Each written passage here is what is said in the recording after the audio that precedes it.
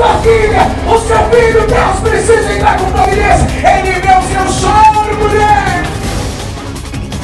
E quando você está com propósito, Deus honra. Vira para o seu irmão que está ao teu lado e diga assim: Deus te honra. Deus te honra. Querido, peraí, pastor. O próprio Deus desceu para mim ao seu socorro.